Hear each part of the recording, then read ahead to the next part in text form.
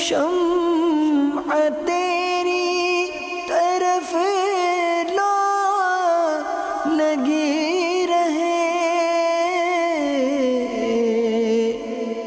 دے لطف میری جان کو سوزو گداز کا۔ للہ رب العالمین والصلاة والسلام علی خاتم النبیین، اما بعد فاعوذ باللہ من الشیطان الرجیم، بسم اللہ الرحمن الرحیم۔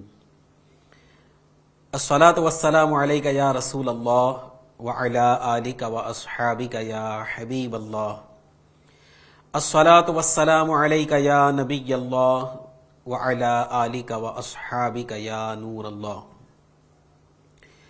ایف جی این چینل کے ناظرین، پروگرام حکایات شیخ سعدی لیے ایک بار پھر آپ کی خدمت میں حاضر ہوں۔ انشاءاللہ عز و جل آج بھی ایک نصیحت آموز حکایت سنیں گے اور اس سے سبق آموز مدنی پھول حاصل کرنے کی کوشش کریں گے۔ آئیے ابتدا میں نبی کریم رؤوف الرحیم صلی اللہ علیہ وآلہ وسلم پر درود پاک پڑھنے کی فضیلت سنتے ہیں۔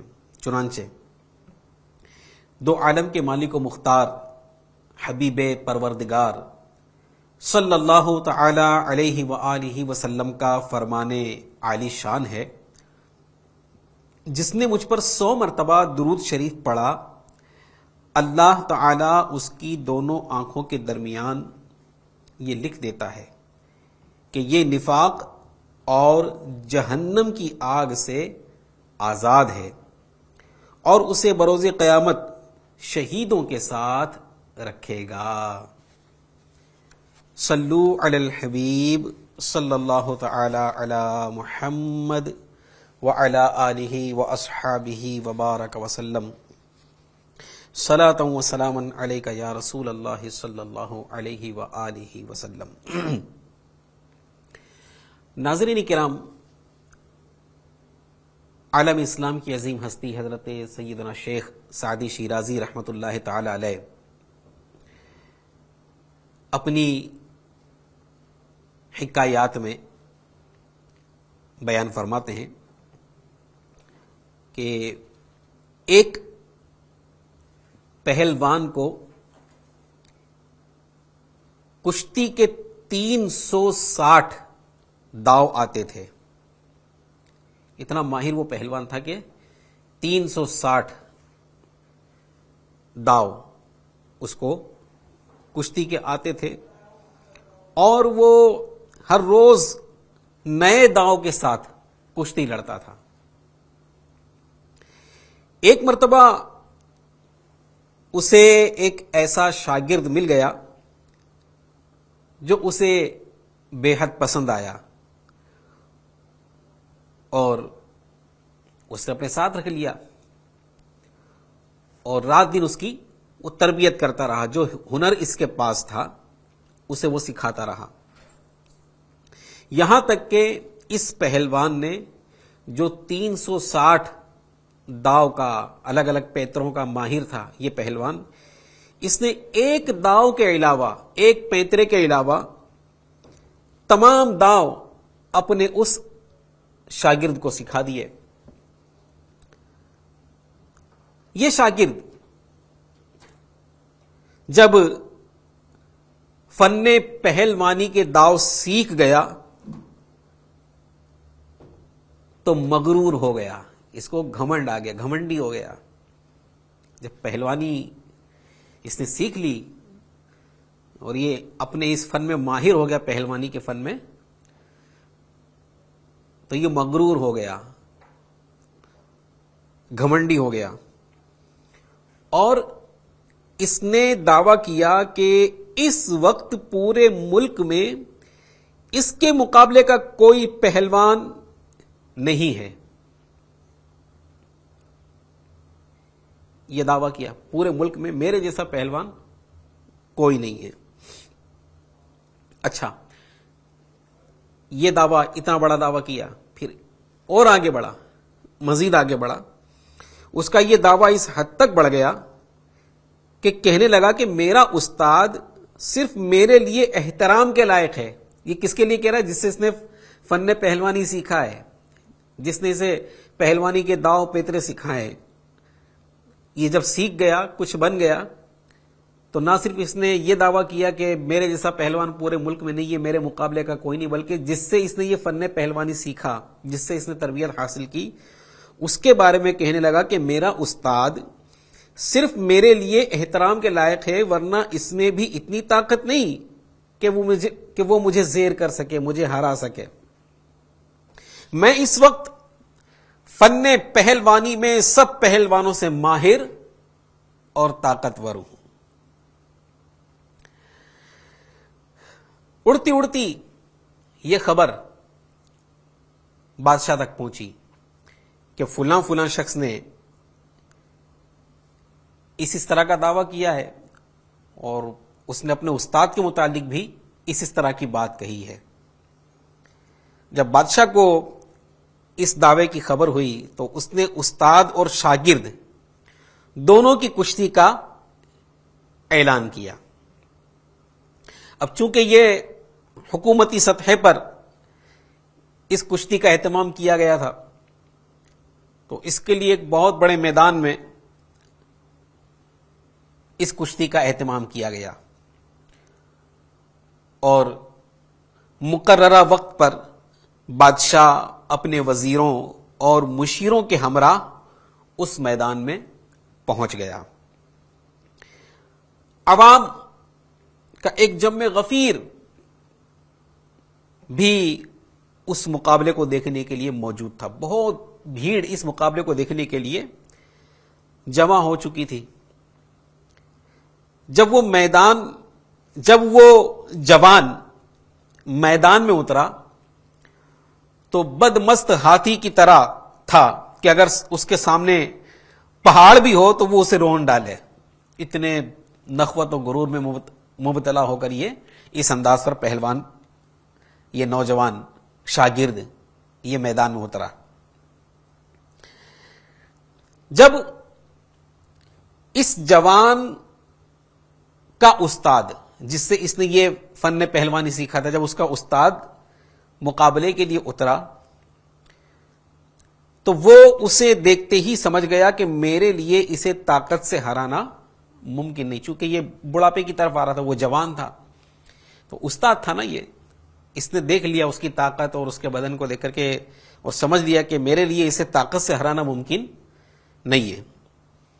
چنانچہ اس کے پاس جو ایک داؤ ابھی باقی تھا، 360 داؤ اس نے اپنے شاگرد کو سکھا دیے تھے، 360 داؤ کا یہ ماہر تھا، سارے داؤ اس نے اپنے شاگرد کو سکھا دیے تھے صرف ایک داؤ کے. تو اب جو اس کے پاس ایک داؤ باقی تھا، اس نے اسے نہیں سکھایا تھا، اس نے وہ داؤ آزمایا اور کچھ ہی لمحوں میں اسے زمین پر گرا دیا. استاد نے شاگرد کو گرا دیا. اس جوان کے پاس جو دعویٰ کر رہا تھا کہ میرے جیسا کوئی پہلوان نہیں ہے، میرا استاد بھی مطلب میرے مقابلے میں آنے، بس وہ خالی لائق کا احترام ہے، لیکن میرے استاد کے اندر بھی اتنی صلاحیت نہیں ہے کہ میرا مقابلہ کر سکے، جس کا یہ دعویٰ تھا. لیکن استاد نے اسے، جو ایک داؤ اس کے پاس اس نے بچا کر رکھا تھا، اسی داؤ کے ذریعے استاد نے اپنے شاگرد کو زمین پر گرا دیا. اس جوان کے پاس اپنے استاد کے اس داؤ کا کوئی توڑ نہ تھا، اور اس نے کچھ ہی لمحوں میں اپنی شکست تسلیم کر لی، اپنی ہار تسلیم کر لی. بادشاہ نے استاد کو انعام سے نوازا اور اس شاگرد کو خوب ملامت کی اور کہا کہ استاد کے احترام کو ہر وقت ملحوظ خاطر رکھو. تمہیں شرم آنی چاہیے کہ تم نے اپنے استاد سے برابری کا دعویٰ کیا. اس جوان نے بادشاہ سے کہا کہ اے بادشاہ، میں طاقت کی بدولت زیر نہیں ہوا، بلکہ اس کے ایک داؤ کی وجہ سے زیر ہوا ہوں جو میرے استاد نے مجھے نہیں سکھایا۔ استاد نے جب اپنے شاگرد کی بات سنی تو کہا کہ میں نے اپنا وہ ایک داؤ آج کے دن کے لیے ہی سنبھال کر رکھا تھا، اور عقل مندوں کا قول ہے کہ دوست کو اتنی طاقت نہ دو کہ اگر وہ تمہارا دشمن ہو جائے تو تم پر قابو پا لے۔ اس جم غفیر میں جو لوگ کشتی دیکھنے کے لیے جمع ہوئے تھے، اس میں سے ایک شخص نے اپنے ہی تربیت یافتہ کی یہ بے وفائی دیکھی تو اس نے اس وقت کہا کہ دنیا میں یا تو وفا کا کوئی وجود نہیں یا پھر کسی میں اتنی ہمت نہیں۔ مجھ سے کسی نے بھی تیر اندازی نہیں سیکھی مگر انجام کار اس نے مجھے ہی نشانہ بنایا۔ محترم ناظرین کرام، یہ حکایت اپنے اندر نصیحتوں کے کئی مدنی پھول لیے ہوئے ہیں۔ اس میں ایک بات تو یہ پتہ چلی کہ ہر جگہ کامیاب ہونے کے لیے طاقت کا ہونا ضروری نہیں، کئی مقابلے عقلوں سے بھی جیتے جاتے ہیں۔ استاد نے وہی کام کیا، یہ بظاہر کمزوری کی طرف جا رہا تھا، اس کا شاگرد نوجوان تھا، لیکن اس نے عقل سے، اپنے ہنر سے اپنے اس نوجوان شاگرد کو مات دی جو واقعی پہلوانی میں ایک کامل مہارت حاصل کر چکا تھا، جس کو ہرانا ممکن نہ تھا، ملک میں کوئی اس کے مقابلے کا تھا ہی نہیں۔ ایسے شاگرد کو اس نے اپنی عقل سے، اپنے اس ہنر سے زیر کیا، مات کیا۔ خیر، یہاں پر اس شاگرد کی بات کرتے ہیں، اس شاگرد کے کردار کی بات کرتے ہیں۔ یہ جو ماہر پہلوان تھا، جس کو 360 داؤ آتے تھے، اس کا احسان کہ اس نے اس نوجوان کو پسند کیا، اپنی صحبت میں رکھا، اور جو اپنا ہنر تھا اس ہنر کو اس نے اس کے اندر منتقل کیا، اس میں اسے ماہر کیا۔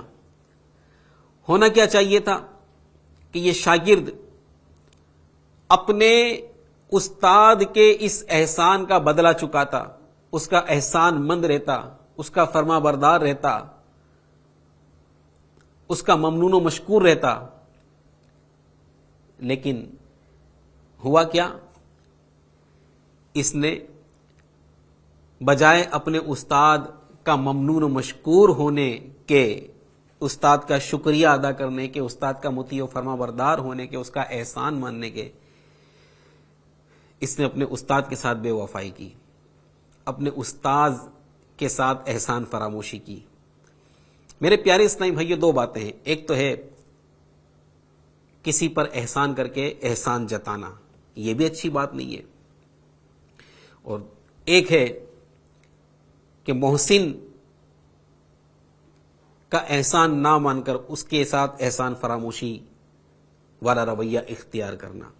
یہاں پر شاگرد نے دوسرا رویہ ہی اختیار کیا، اپنے محسن کا شکریہ ادا کرنے کے بجائے، اپنے محسن کا شکر گزار بننے کے بجائے، اس نے اپنے محسن کے ساتھ احسان فراموشی کی۔ اب سوچیں میرے پیارے بھائیوں، ایف جی این چینل کے ناظرین، کہ جس وقت اس شاگرد نے یہ دعویٰ کیا ہوگا اور پھر اپنے استاد کے بارے میں اس نے جو باتیں ابھی بیان ہوئی وہ کہی ہوں گی، استاد کو جب پتا چلا ہوگا، استاد کو کتنی تکلیف ہوئی ہوگی کہ یار میں نے جس کو اپنا پورا ہنر سکھا دیا، جس کے پیچھے میں نے اتنی محنت کی، اسے کسی قابل بنایا، اسے اپنے فن کا ماہر بنایا، اس نے میرے ساتھ یہ سلوک کیا، اس نے میرے احسان کا بدلہ یہ دیا۔ اس استاد پر کیا گزری ہوگی، اس استاد کو کیسا جھٹکا لگا ہوگا، کتنی اس کو تکلیف ہوئی ہوگی اپنے شاگرد کی طرف سے یہ رپلائی ملنے کے بعد۔ اس کو سمجھنے کے لیے میرے پیارے بھائیو ہم غور کریں کہ ہم کسی پر احسان کریں، کسی کے ساتھ اچھا سلوک کریں. پہلی بات تو یہ ہے کہ ہمیں کسی پر بھی احسان اگر ہم کریں، کسی کی خیر خواہی کریں، کسی کے کام آئیں، کسی کے ساتھ کوئی اچھا برتاؤ کریں، تو یہ ناظرین کرام ہمیشہ کے لیے یاد رکھ لیجئے، ہمیشہ کے لیے یاد رکھ لیجئے کہ ہم کسی کے بھی ساتھ کوئی احسان والا معاملہ کریں، کسی کی مدد کریں، کسی کے ساتھ کوئی اچھائی والا معاملہ کریں، تو ہمیشہ یاد رکھیں کہ اس بات کی توقع نہ رکھیں کہ اگلا میرا احسان مانے، میری جی حضوری کرے، میرے احسان کا بدلہ مجھے دے. نہیں، ہمیں کسی کی مدد کرنی ہے، کسی پر کوئی احسان کرنا ہے، کسی کے کوئی کام آنا ہے، تو ہمیشہ اپنی نیت کا قبلہ درست رکھیں. دنیا والوں سے احسان کے بدلے کی توقع نہ رکھیں. ہمیں جو بھی کرنا ہے اللہ پاک کی رضا کے لیے کرنا ہے. میں اگر کسی کے ساتھ کوئی اچھائی والا معاملہ کر رہا ہوں، کس کے لیے؟ میرا رب مجھ سے راضی ہو جائے. کسی پر اگر میں احسان کر رہا ہوں، کس لیے؟ میرا رب مجھ سے راضی ہو جائے. کیوں؟ کہ اللہ تبارک و تعالیٰ ہی کا فرمان ہے کہ اللہ پاک احسان کرنے والوں کو دوست رکھتا ہے. واللہ یحب المحسنین، اور اللہ احسان کرنے والوں کو محبوب رکھتا ہے، دوست رکھتا ہے.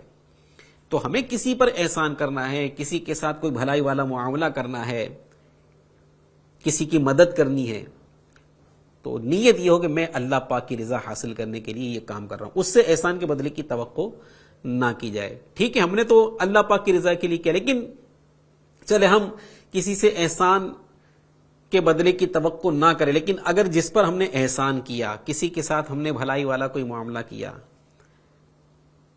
اگر وہ شخص جس پر ہم نے احسان کیا تھا احسان کا بدلہ دینے کے بجائے چاہیے، تو اس کا بھی اخلاقی فرض تو یہ بنتا تھا نا کہ وہ احسان کا بدلہ پیش کرے، احسان کے بدلے میں کچھ اپنا بھی ظرف دکھائے، اپنے بھی اخلاق کا مظاہرہ کرے. بجائے اس کے وہ اگر احسان فراموشی کرے، سوچے ہم پر کیا گزرے گی. کسی بے سہارا کو ہم نے سہارا دیا اور وہ ہمارے ساتھ بے وفائی کرے، کسی کی مصیبت میں ہم کام آئے تھے اور وہ اس احسان کا بدلہ دینے کے بجائے یا شکریہ ادا کرنے کے بجائے احسان فراموشی کرے، تو سوچے ہم پر کیا گزرے گی، ہم پر کیا گزرے گی. کسی بے سہارا کو ہم نے سہارا دے دیا، اس کی مدد کر دی، اور جب وقت پڑا وہ ہمارے اپوزٹ ہو گیا، ہمارے مخالف آ گیا، احسان فراموشی کرنے لگا. آپ سوچیں ہمارے دل پر کیا گزرے گی. کسی کے ساتھ ہم نے بھلائی والا معاملہ کیا، اس نے بھلائی کا بدلہ بھلائی سے دینے کے بجائے بھلائی کا بدلہ برائی سے دیا، سوچیں ہم پر کیا گزرے گی. تو یہ ہے کہ محسن کو اگر احسان کے بدلے کے بجائے احسان فراموشی یا بے وفائی کا سامنا کرنا پڑتا ہے تو یقیناً تکلیف ہوتی ہے. ناظرین کرام، میں بھی غور کروں، آپ بھی غور کریں کہ جس طرح احسان کرنے والے کو احسان فراموشی کی وجہ سے تکلیف ہوتی ہے. ٹھیک ہے، یہ انڈرسٹوڈ بات ہے کہ احسان کے بدلے میں اگر احسان فراموشی ہوئی تو احسان کرنے والوں کو لازمی تکلیف ہوگی، لازمی تکلیف ہوگی کہ یار اس نے میرے ساتھ ایسا کیا، میں اس کی مصیبت میں کام آیا، میں اس کی پریشانی میں کام آیا، اس کی میں نے مدد کی، یہ بے سہارا تھا میں نے سہارا دیا، اور اس نے میرے سلوک کے بدلے میں یہ کیا، تکلیف ہوتی ہے. اب میں بھی غور کروں، آپ بھی غور کریں کہ میں بھی اور آپ بھی، ہم سب لوگ بھی، ہم سب پر بھی کسی نہ کسی کا کوئی احسان ضرور ہے.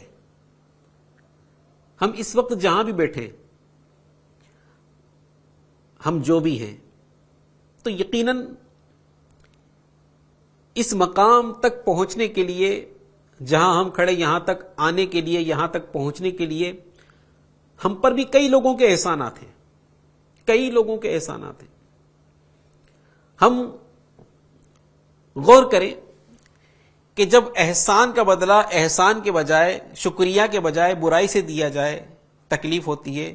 جس پر احسان کیا جائے وہ اگر احسان نہ مانے، شکریہ ادا نہ کرے، ہمیں تکلیف ہوتی ہے. ہم سوچیں کہ ہم پر جن جن لوگوں نے احسانات کیے ہیں، جن کے احسانوں کی وجہ سے ہم یہاں تک پہنچے ہیں، کیا ہم نے ان سب کا شکریہ ادا کیا؟ غور کریں. کر لیا، شکریہ ادا کیا، ان کے ممنون و مشکور ہوں، ان کے احسان کا بدلہ اچھائی کے ساتھ دیا ہے، مرحبا، 100 کروڑ مرحبا. لیکن اگر معاملہ اس کے برعکس ہے تو جس طرح لوگوں نے اس شاگرد کو برا بھلا کہا، اور یقیناً آپ نے بھی حکایت سن کر آپ کے بھی ذہن میں یہ بات تو آئی ہوگی، یہ خیال تو کہ کیسا ناخلف یہ شاگرد تھا کہ اپنے اتنے عظیم استاد کے ساتھ اس نے ایسا کیا. ہمارے اندر بھی یہ جذبات پیدا ہو رہیں گے اس شاگرد کے حوالے سے. تو ہم سوچیں کہ ہم پر بھی تو کئی لوگوں نے احسان کیے ہوں گے. ہم آج جہاں ہیں یہاں تک پہنچنے کے لیے ہم پر نہ جانے کتنے لوگوں نے احسان کیا ہوگا. تو کیا ہم نے ان سب کا کے احسان کا شکریہ ادا کیا؟ شکریہ ادا کیا ہے، مرحبا. اور اگر نہیں کیا ہے تو سوچیں کہ ہم کیسے ہیں. وہ شاگرد کے بارے میں آپ کی کیا رائے؟ وہ شاگرد اچھا تھا یا برا تھا؟ یقیناً آپ کہیں گے کہ وہ شاگرد بہت برا بندہ تھا، بہت برا بندہ تھا، کہ جو اپنے اوپر احسان کرنے والے کا نہ ہوا وہ کسی کا کیا ہوگا؟ اس سے کسی اچھائی کی کیا امید رکھی جا سکتی ہے؟ اس سے کسی بھلائی کی کیا امید رکھی جا سکتی ہے نا؟ یہ جذبات اس شاگرد کے حوالے سے ہوں. اسی پر ہم اپنے آپ کو قیاس کریں کہ ہم نے اگر اپنے اوپر احسان کرنے والوں کا شکریہ ادا نہیں کیا، ان کے ممنون و مشکور نہیں ہیں، ان کے احسان کا بدلہ ہم نے اچھائی کے ساتھ یا بھلائی کے ساتھ نہیں دیا، تو ہم اپنے بارے میں غور کر لیں، ہم اپنے بارے میں فیصلہ کر لیں کہ ہم کیسے بندے ہیں.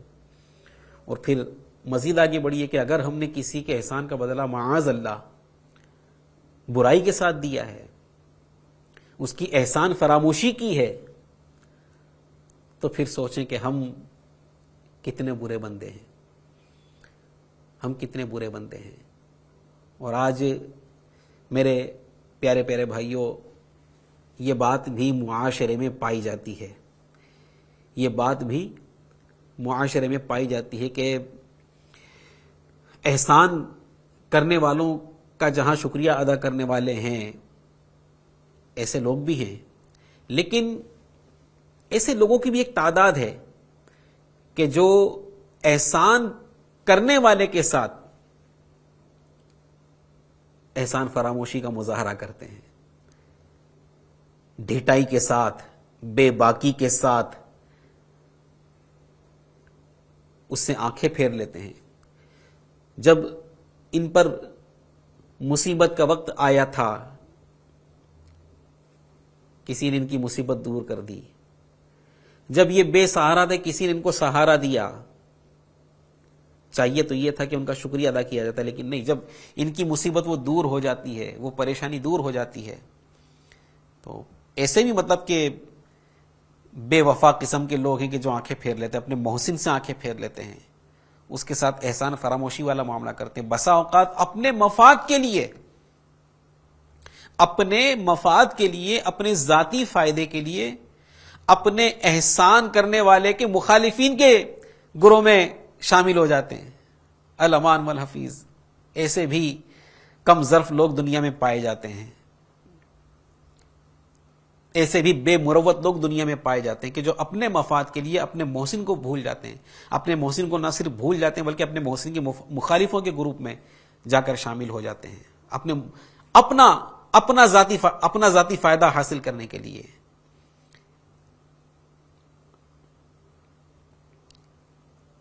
رقم کی ضرورت تھی، کتنے مسکین بن کر آئے تھے، کتنے مظلوم بن کر آئے تھے، مجھے ضرورت ہے، پلیز میری مدد کر دو. اللہ رسول کا واسطہ دیتے ہیں، کیسے کیسے واسطے دیتے ہیں. اس نے احسان کیا، رقم دے دی، ہماری مشکل کو اس نے آسان کیا، ہم پر احسان کیا. چاہیے کیا تھا کہ جو وقت مقرر ہوا اس وقت مقررہ پر شکریہ کے ساتھ، دعاؤں کے ساتھ اس کو اس کی امانت واپس لوٹا دیتے، اس کا قرض ادا کر دیتے، اس سے جو رقم لی تھی وہ رقم ادا کر دیتے. لیکن آپ بتائیں کہ ایسا ہوتا ہے؟ ایسا ہوتا ہے؟ نہیں ہوتا. جب قرض لینا ہوتا ہے بڑی مسکینوں والی صورت بنا کر آتے ہیں، رونی صورت بنا کر آتے ہیں. کرم کر دو حاجی صاحب، کرم کر دو نمازی صاحب، کرم کر دو. ایسے الفاظ میں ایسے خشوع و خضوع کے ساتھ اس سے بات کرتے ہیں، اگلے کا دل پگھل جاتا ہے، وہ مدد کر ڈالتا ہے. اب وہ مدد اس نے کر لی، لیکن جب واپس لینے کی بات آتی کیسے اس کو ستایا جاتا ہے، کیسے اس کو دھکے کھلائے جاتے ہیں. آپ سوچیں یہ آپ کیا کر رہے ہو اور کس کے ساتھ کر رہے ہو؟ اس کے ساتھ جس نے آپ کی مصیبت میں آپ کو سہارا دیا تھا، آپ کی پریشانی کے عالم میں اس نے آپ کی دستگیری کی تھی، اس کے ساتھ آپ یہ سلوک کر رہے ہو. اور پھر بعض اتنے بے باک ہوتے ہیں جہاں نہیں دیتا، جو کرتے بنے کر لے. استغفر اللہ، معاذ اللہ. یہی وجہ آج یہ ایک وجہ یہ بھی کہ آج لوگ قرض دینے سے ہچکچاتے نہیں دیتے. جو بیچارے ضرورت مند ہوتے ان کو بھی قرض نہیں مل رہا ہوتا. اسی کی وجہ سے، ایسے احسان فراموشی کی وجہ سے جو بیچارے حقدار ہیں، جو واقعی مطلب کے دیانتدار ہوتے ہیں، ان کو بھی ضرورت کے وقت قرض نہیں ملتا، لوگ ہچکچاتے ہیں. یہی وجہ ہے کہ پیسہ تو دے دیں گے، قرض تو دے دیں گے، لیکن پھر واپس لینا یہ لوہے کے چنے کے برابر ہو جاتا ہے، لوہے کے چنے چبانے کے برابر ہو جاتا ہے. یہ حال ہے. اس سے اور آگے بڑھیے. بے روزگار تھے، اپنے دوست کے پاس آئے، یار کئی کام پہ لگا دینا. اس نے جہاں وہ کام کرتا تھا، جہاں وہ خود جاب کرتا تھا، جہاں وہ خود نوکری کرتا تھا، اپنے سیٹ سے یا اپنے محکمے سے یا اپنے ادارے سے سفارش کر کے کچھ بھی کر کے اس کو کام پہ لگا دیا، اس کو کام سکھایا.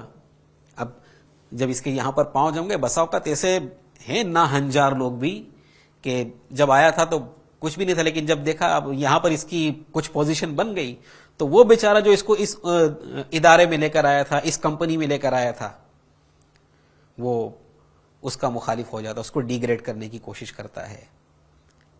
یہ کیا بتائیے، یہ احسان فراموشی نہیں ہے؟ اور یہ اگر احسان فراموشی نہیں ہے تو پھر احسان فراموشی ہے کیا؟ اور یہ احسان فراموشی تو آپ سوچیں کہ اگر آپ ایسا کر رہے ہیں اپنے محسن کے ساتھ تو آپ کون ہیں اور کیسے ہیں. یہ سوچنے کی بات ہے. اسی طرح اگر کوئی شخص کسی ادارے میں ہے، کسی تنظیم سے وابستہ ہے، اب اگلا آپ کو کسی ادارے میں لے کر آئے، کسی تنظیم میں لے کر آئے، اس تنظیم میں، اس ادارے میں آپ کو کوئی مقام مل گیا، آپ کو کوئی منصب مل گیا، کوئی مرتبہ مل گیا، تو چاہیے کیا تھا؟ آپ اس لانے والے کو بھول جاؤ گے؟ آپ اس لانے والے کو بھول جاؤ گے؟ بھولنا تو نہیں چاہیے، لیکن بھولنا تو دور کی بات، خود کی اگر کوئی پوزیشن بن گئی، خود کے کوئی پاؤں جم گئے ہیں، کوئی منصب مل گیا، کوئی عہدہ مل گیا، تو اس لانے والے کو نہ صرف بھلا دیتے بلکہ اس کے ساتھ معاذ اللہ بدسلوکی کرتے ہیں، بے وفائی کرتے ہیں، احسان فراموشی کرتے ہیں.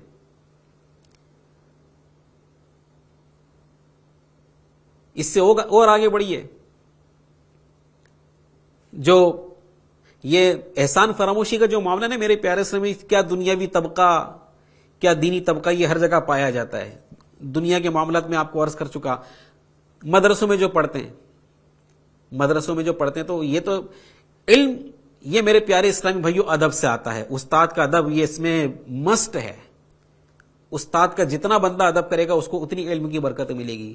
لیکن بعض لوگ ایسے بھی ہوتے ہیں نا کہ وہ 4 کتابیں پڑھ لیتے، کچھ آ جاتا ہے تو وہ اپنے آگے اپنے استاد کو کچھ نہیں سمجھتے،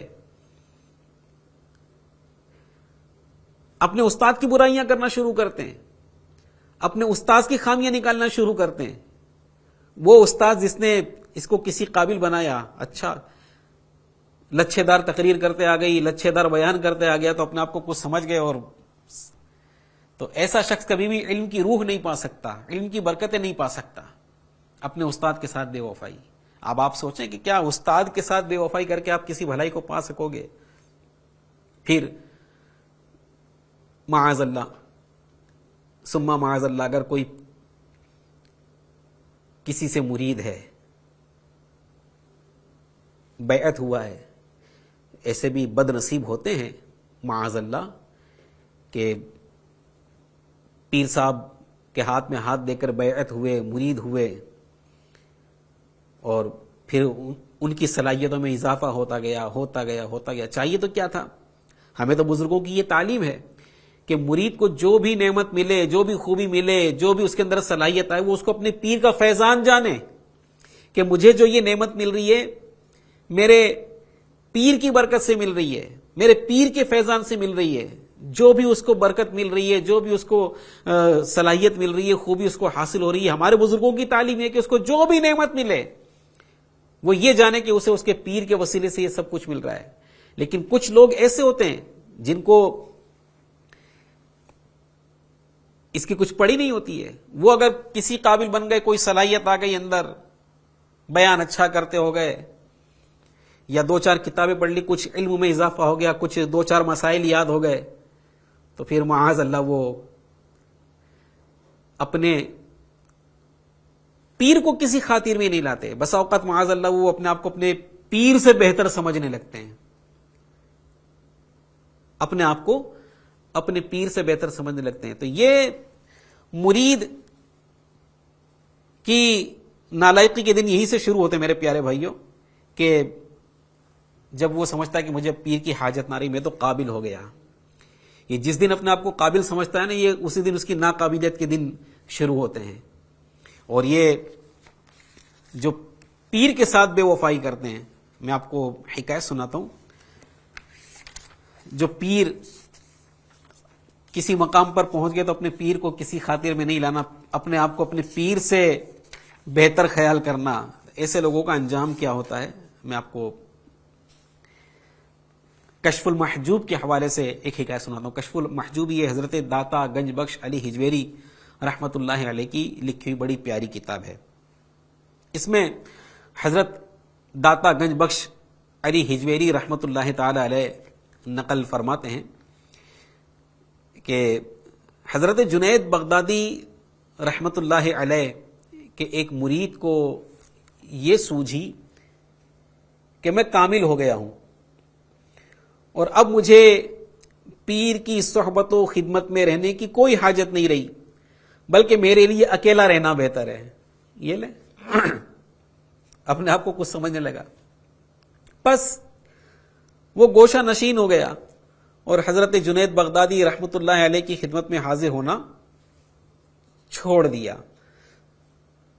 ایک رات اس نے دیکھا کہ کچھ لوگ ایک اونٹ لے کر آئے ہیں اور اس سے کہہ رہے ہیں کہ وہ اسے لینے آئے ہیں تاکہ وہ یہ رات جنت میں گزارے.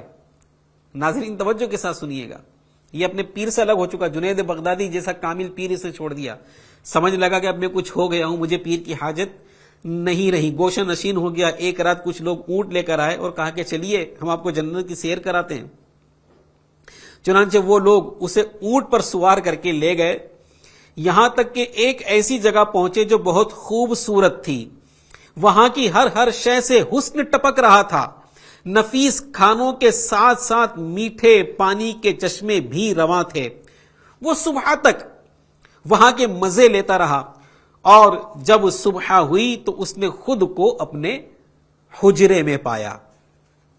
یہ سلسلہ اسی طرح کئی روز تک جاری رہا کہ اسے ہر رات ایسے دکھائی دیتا کہ فرشتے اسے سواری پر بٹھا کر جنت کی سیر کراتے اور طرح طرح کے میوے کھلاتے ہیں, یہاں تک کہ وہ تکبر و غرور کا شکار ہو گیا اور یہ دعویٰ کرنے لگا کہ اس کی حالت اس کمال تک پہنچ چکی ہے کہ اس کی راتیں بھی جنت میں گزرتی ہیں. اللہ اکبر. یہ مرید,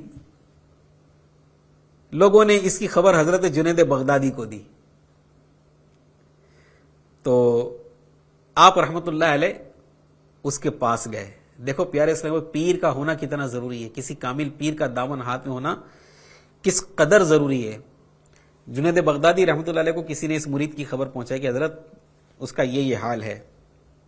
آپ رحمت اللہ علیہ اس کے پاس گئے تو دیکھا کہ وہ بڑے ٹھاٹ سے تکبر میں اکڑا بیٹھا ہے.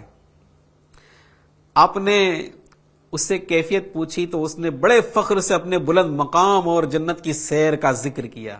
حضرت اب مجھے آپ کی حاجت نہیں ہے, میں تو جنت میں میری راتیں گزرتی ہیں, میں تو اتنے بڑے بڑے مقام پر پہنچ چکا ہوں. بڑے ٹھاٹ سے پیر و مرشد کے سامنے بیٹھا ہوا تھا, فخر کے ساتھ کہہ رہا تھا.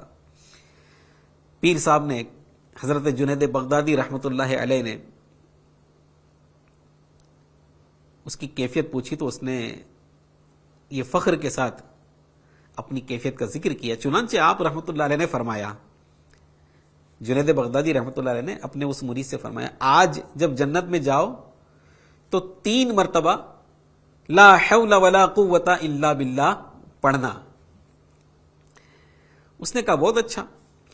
چنانچہ حسب معمول جب وہ جنت میں پہنچا, جو اس کو جنت نظر آتی تھی, جنت میں پہنچا تو یاد آنے پر محض تجربے کے لیے, یعنی اپنے آپ کو اتنا کامل سمجھ رہا تھا کہ چلو دیکھوں تو صحیح, پڑھوں تو صحیح, ہوتا کیا ہے, تجربے کے لیے, تجربے کے طور پر اس نے 3 بار لا حول ولا قوت الا باللہ پڑھا. تو اسے لے جانے والے تمام لوگ جو اونٹ لے کر آئے تھے, جس کو فرشتے نظر آئے تھے, جیسے ہی اس نے اپنے پیر و مرشد کی بات پر عمل کرتے ہوئے 3 مرتبہ لا حول ولا قوت الا باللہ پڑھا تو اسے لے جانے والے تمام لوگ چیخ مار کر بھاگ گئے. اور وہ کیا دیکھتا ہے کہ جنت, جو مقام اسے جنت نظر آتا تھا, آنے واحد میں اس کی آنکھوں سے غائب ہو گئی. اور وہ نجاست اور کوڑا کرکٹ والی جگہ پر بیٹھا ہوا ہے, اور اس کے چاروں طرف مردار ہڈیاں پڑی ہیں. اسی وقت اس نے جان لیا کہ یہ ایک شیطانی جال تھا اور میں اس جال میں گرفتار تھا. فوراً توبہ کی اور اپنے پیر و مرشد سید الطائفہ حضرت سیدنا جنید بغدادی رحمت اللہ علیہ کی خدمت میں حاضر ہو گیا. اپنے پیر کا احسان بھول گیا, میں کچھ ہو گیا ہوں. کیا انجام ہوا؟ اسی طرح یہی حضرت جنید بغدادی رحمت اللہ علیہ کا مرید, اس نے بھی, اس کو کچھ مقام مرتبہ مل گیا تو یہ بھی خود پسندی میں مبتلا ہو گیا, اور اس نے ذہن بنا لیا کہ اب میں بھی مقام معرفت حاصل کر چکا ہوں, اب مجھے پیر و مرشد کی ضرورت نہیں رہی. لہذا وہ خاموشی سے حضرت سیدنا جنید بغدادی رحمت اللہ علیہ کی بارگاہ سے منہ موڑ کر چلا گیا. پھر ایک دن یہ دیکھیں پیر و مرشد سے سب کچھ حاصل کیا, چاہیے تو تھا کہ احسان مند بن کر پیر و مرشد کی چوکھٹ پر پڑا رہتا. حالت کیا ہوئی؟ احسان فراموشی. دیکھیں کیا ہوئی حالت کہ ایک دن یہ دیکھنے اور آزمانا ہے کہ حضرت جنید بغدادی اس کے دل کے خیالات سے آگاہ ہے یا نہیں.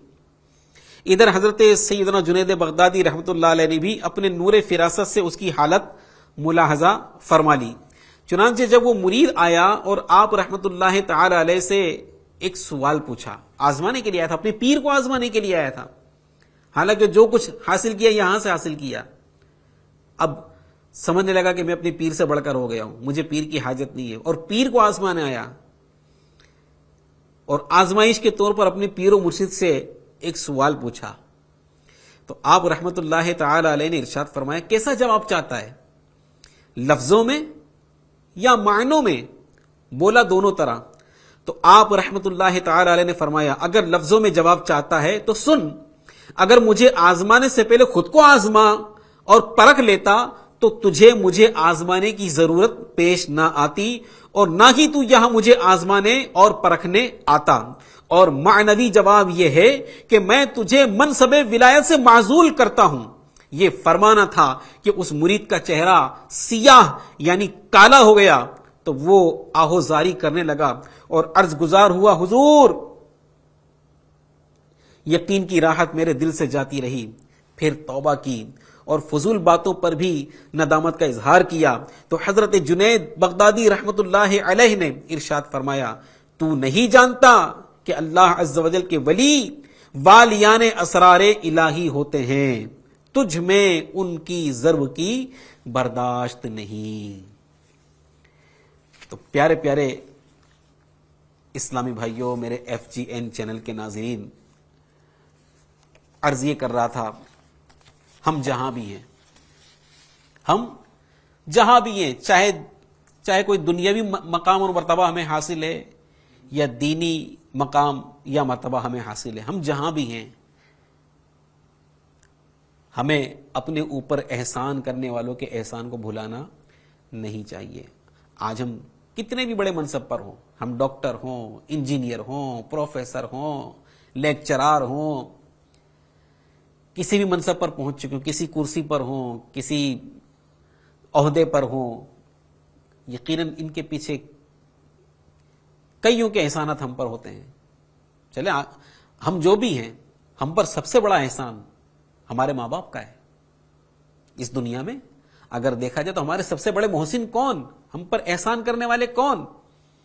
ہمارے ماں باپ ہیں، ہمارے ماں باپ۔ ہمیں چاہیے کیا کہ ہم ان کا شکریہ ادا کرو، اور یقین جانیں کہ ماں باپ کا شکریہ تو بندہ ادا کر ہی نہیں سکتا، ان کے وہ احسانات ہیں۔ لیکن آج ہے کہ نہیں میرے پیارے اسلامی بھائیوں، ایسی اولادیں کہ جو ماں باپ کے احسانوں کا بدلہ بھلائی کے ساتھ ادا کرنے کے بجائے معاذ اللہ ماں باپ کے ساتھ بدسلوکی کرتے ہیں، ماں باپ کو ٹھکرا دیتے ہیں، احسان فراموشی کرتے ہیں، اور معاذ اللہ یہ کہتے ہیں کہ میں جو کچھ ہوں اپنے بلبوتے پر ہوں، میں نے اپنی کوشش سے حاصل کیا، تم نے میرے لیے کیا کیا؟ تو یہ اچھی بات نہیں ہے، اور سننے والے بھی آپ کو اچھا نہیں کہیں گے۔ یہ احسان فراموشی ہے، اس کو احسان فراموشی کہتے ہیں۔ اور احسان فراموش جو اپنے ماں باپ کے ساتھ احسان فراموشی کرے، بھلا اس سے بھلائی کی کیا امید رکھی جا سکتی؟ جو اپنے محسن کے ساتھ احسان فراموشی کرے، اس کے اندر بھلائی نہیں ہوتی ہے، ایسا بندہ اچھا نہیں ہوتا۔ تو اگر آپ اپنے آپ کو اچھا سمجھتے ہو احسان فراموشی کرنے کے بعد، میں ان سے کہہ رہا ہوں جو اپنے ماں باپ کے ساتھ احسان فراموشی کر رہے ہیں، جو اپنے محسن کے ساتھ احسان فراموشی کر رہے ہیں، جن پر کسی بندے نے، اللہ کے کسی بندے نے احسان کیا تھا، اس کی احسان کا بدلہ چکانے کے بجائے اگر احسان فراموشی کی ہے، تو میں ایسے لوگوں سے عرض کر رہا ہوں کہ آپ اچھے بندے نہیں ہیں، آپ اچھے بندے نہیں ہیں۔ ہمارے مذہب کی یہ تعلیم نہیں ہے، ہمارے اسلام کی یہ تعلیم نہیں ہے۔ ہمارے مذہب کی تعلیم کیا ہے؟ ہمارے اسلام کی تعلیم کیا ہے؟ کوئی اگر ذرہ بھر بھی ہمارے ساتھ بھلائی کا معاملہ کرتا ہے، ہمیں کیا تعلیم ہے؟ ہم اسے جواب میں کیا کہیں؟ جزاک اللہ، ہے نا؟ یہ کیا ہے؟ یہ اس کا شکریہ ادا کرنا ہے، یہ اس کا شکریہ ادا کرنا ہے۔ میں آپ کو پیارے پیارے آقا مکی مدنی مصطفیٰ صلی اللہ علیہ وآلہ وسلم کا فرمان عالی شان عرض کرتا ہوں۔ ترمذی شریف کی روایت ہے، جس پر کوئی احسان کیا جائے، جس پر کوئی احسان کیا جائے۔ اب آپ اپنے تصور میں لائیں کہ آپ پر کس کس کے احسان ہیں؟ آپ کے استاد کے احسان، آپ کے پیر و مرشد کے احسان، آپ کے ماں باپ کے احسان،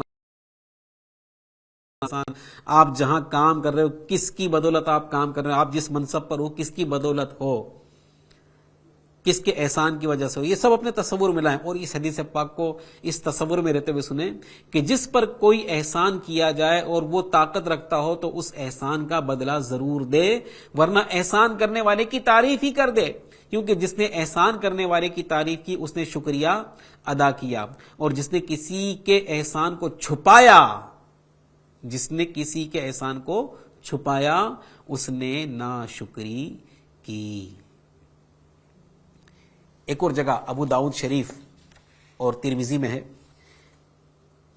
کہ نبی کریم صلی اللہ علیہ وآلہ وسلم نے ارشاد فرمایا، لا یشکر اللہ من لا یشکر الناس، یعنی جو لوگوں کا شکریہ ادا نہیں کرتا وہ اللہ پاک کا بھی شکر گزار نہیں ہوتا۔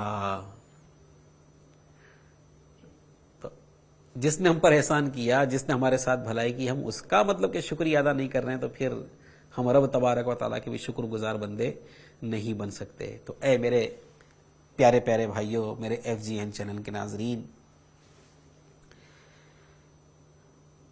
غور فرمائیں، سوچیں ہمارے ساتھ کس کس نے بھلائی کی ہے، کس کس نے ہم پر احسان کیا ہے، کس کس نے ہم مصیبت میں ہم کو سہارا دیا ہے، ہم بے سہارا تھے کس نے ہم کو سہارا دیا، ہم بے روزگار تھے کس نے ہم کو روزی دھندے سے لگایا۔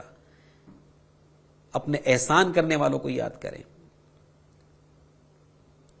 اپنے استاد، اپنے ماں باپ، اپنے پیر و مرشد، اپنے نگران، اپنے ذمہ دار، جنہوں نے ہمیں دینی ماحول سے وابستہ کیا، جنہوں نے ہمیں کسی مقام اور منصبے تک پہنچا، ان سب کو یاد کریں، ان کا شکریہ بھی ادا کریں، اور اپنی خاص دعاؤں میں ان کو یاد رکھیں. یہ بھی احسان، یہ بھی شکریہ ادا کرنے کا ایک طریقہ ہے. ان کے لیے دعا کریں. اور اگر پاسبل ہو، اللہ نہ کرے ہمارا محسن کسی تکلیف میں ہے، کسی پریشانی میں ہے، تو اب یہ اس کے احسان کا تقاضا کہ ہم اس کی، اگر ہمارے اندر اتنی صلاحیت ہے، ہمارے اندر اتنی قوت ہے کہ ہم اس کی پریشانی دور کر سکتے ہیں، اس کی مصیبت دور کر سکتے ہیں، تو جس طرح وہ ہماری مصیبت میں کام آیا تھا ہم اس کی مصیبت میں کام آئیں. جس طرح اس نے ہمیں تکلیف میں سہارا دیا تھا ہم اس کی تکلیف میں اس کو سہارا دیں. تو جس نے بھی ہم پر احسان کیا ہے اس کے ہمیں احسان کا بدلہ چکانا چاہیے. ہاں ایک بات یہاں پر یہ ضرور عرض کروں گا کہ بعض لوگ معاذ اللہ اپنے باطل مفاد کے لیے، اپنے باطل مقاصد کے لیے بھی لوگوں پر احسان کرتے ہیں. کچھ رقم دے دی اور پھر ان سے شریعت کے خلاف کام کرواتے ہیں. تو یہ احسان بھی نہیں ہے، یہ احسان بھی نہیں ہے، اور نہ ایسوں کا احسان کا بدلہ چکا. اگر کسی نے ہم پر احسان کیا اور ہم کو کوئی خلاف شریعت کام کرنے کو کہتا ہے کہ دیکھ میں نے تیری اس دن مدد کی تھی تو یہ کام کر دے، اگر وہ اللہ اور اس کے رسول کی نافرمانی پر مبنی وہ کام ہے تو پھر اس کام کو ہرگز نہیں کریں گے، اور وہ احسان فراموشی بھی نہیں کہلائے گی.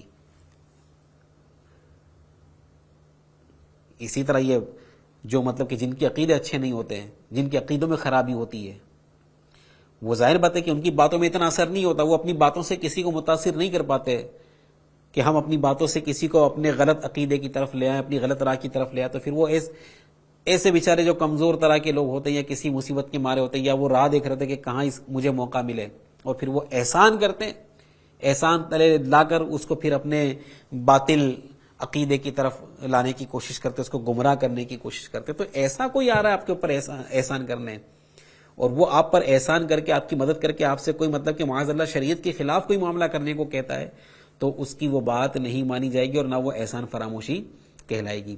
تو جن لوگوں نے ہم پر احسان کیا ہے شریعت کے دائرے میں رہ کر ہمیں اس کے احسان کا شکریہ ادا کرنا چاہیے، اس کے ساتھ بھلائی والا معاملہ کرنا چاہیے. اور میرے پیارے پیارے اسلامی بھائیوں، ہم پر سب سے زیادہ اگر کسی کا احسان ہے ہم پر، یقیناً خدا کی قسم وہ ہمارے پیارے پیارے آقا مکی مدنی مصطفیٰ صلی اللہ علیہ وآلہ وسلم کا ہے. خدا کی قسم ہمیں ایمان ملا، قرآن ملا، رمضان ملا، دنیا کی جو کچھ نعمتیں ہمیں مل رہی ہیں وہ رسول اللہ صلی اللہ علیہ وسلم کے صدقے ہی میں مل رہی ہیں. ہمارے آقا صلی اللہ علیہ وآلہ وسلم ہمارے بہت بڑے محسن ہیں، اتنے بڑے محسن ہیں کہ اعلی حضرت امام اہل سنت کے بھائی جان مولانا حسن رضا خان رحمۃ اللہ تعالی علیہ بارگاہ رسالت میں عرض کرتے ہیں کہ شکر کرم کا بھی ادا ہو نہیں سکتا، شکر کرم کا بھی ادا ہو نہیں سکتا. دل تم پہ فدا جانے حسن تم پہ فدا ہو، دل تم پہ فدا جانے حسن تم پہ فدا ہو. رسول اللہ صلی اللہ علیہ وآلہ وسلم میں اپنا جان و دل آپ پر فدا کر دوں پھر بھی آپ کے ایک کرم کا بھی شکریہ ادا نہیں کر سکتا. تو آقا علیہ الصلوۃ والسلام کے احسان کا بدلہ کون چکا سکتا ہے؟ کس کے اندر اتنی طاقت ہے، کس کے اندر اتنی ہمت ہے کہ جو آقا کے احسان کا بدلہ چکائے گا؟ تو ہم بدلہ تو نہیں چکا سکتے، یہ تو کر سکتے ہیں کہ ان کے فرما بردار بن کر رہیں، ان کے فرما بردار بن کر رہیں. جن کاموں کا انہوں نے کرنے کے لیے ہمیں حکم ارشاد فرمایا ہے وہ کام ہم کریں، جن کاموں سے انہوں نے ہمیں منع کیا ہے اس سے ہم رک جائیں. اور خدا کی قسم یہ جن کاموں کا انہوں نے ہمیں کرنے کا حکم فرمایا ہے اور جن کاموں سے رکنے کے لیے ہمیں ارشاد فرمایا، خدا کی قسم یہ بھی ہم پر ان کا احسان ہے کہ ہمیں وہ کام کرنے کا حکم ارشاد فرماتے ہیں جو ہمارے لیے بہتر ہے، ہمیں اس کام سے رکنے کے لیے فرماتے ہیں جو ہمارے لیے نقصان دہ ہے. تو ان کی اطاعت و فرما برداری کرنا، یہ میرے پیارے پیارے اسلام بھائیو ایک فرما بردار، ایک وفادار امتی کا شعار ہے۔ تو آئیے ہم اپنی وفاداری کا تقاضا پورا کریں، ایک اچھا امتی ہونے کا تقاضا پورا کریں، اور اپنے آقا و مولا مکی مدنی مصطفیٰ صلی اللہ علیہ وآلہ وسلم کے احسانات کو مد نظر رکھتے ہوئے ان کی اطاعت و فرما برداری میں اپنی زندگی گزارنے کی کوشش کریں۔ اور جو لوگ بھی دنیا میں جو لوگ بھی ہم پر احسان کرتے ہیں نا، یہ بھی خدا کی قسم احسان مصطفیٰ ہی کا صدقہ ہے کہ وہ ہم پر احسان کر رہے ہیں۔ تو جن جن لوگوں نے ہمارے ساتھ احسان کیا، بھلائی کی، احسان فراموشی کی، اگر خدا نہ خواستہ ہمارے اندر یہ بری خصلت تھی، اس کو دور کیجئے۔ جن جن لوگوں نے ہم پر احسان کیا ہے ان کے ساتھ بھلائی والا معاملہ کریں، اور ان کے شکریہ ادا کرنے کی پوری جو ایک ترکیب ہے، جو طریقہ ہے، اس طریقے پر ان کا شکریہ ادا کرنے کی کوشش کریں۔ اچھا شکریہ ایسا نہیں کہ خالی شکریہ، تھینک یو، یہ ہو گیا شکریہ، نہیں۔ اب یہ تو لفظی شکریہ ادا کیا، لیکن اب اس کے ساتھ ہمیشہ بھلائی والا معاملہ کرنا، اس کے ساتھ مطلب کہ اس کی بھلائی چاہنا، اس کے لیے مثبت سوچ رکھنا، یہ مطلب میرے پیارے سے یہ بھی احسان کا بدلہ ہے۔ تو بہر کے میرے پیارے پیارے اسلامی بھائیوں اور ایف جین چینل کے ناظرین، آج کی اس حکایت کے ذریعے ہمیں بہت کچھ الحمدللہ سیکھنے کو ملا۔ اللہ تبارک و تعالی ہمیں اپنے پیارے محبوب کا اور اپنے نیک بندوں کا ہمیشہ شکر گزار بن کر رہنے کی توفیق عطا فرمائے۔ ایف جی این چینل دیکھتے رہیے، انشاءاللہ الرحمن اگلے منگل کو پھر کسی نئی حکایت کے ساتھ آپ کی خدمت میں حاضری ہوگی۔ اللہ تبارک و تعالی ہم سب کو جو بھی سنا اس پر عمل کرنے کی توفیق عطا فرمائے، آمین بجاہ خاتم النبیین صلی اللہ علیہ وآلہ وسلم۔ صلو علی الحبیب صلی اللہ تعالی علی محمد وعلی آلہ واصحابہ وبارک وسلم۔ من دے شمع تیری طرف لو لگی رہے، دے لطف میری جان کو سوزو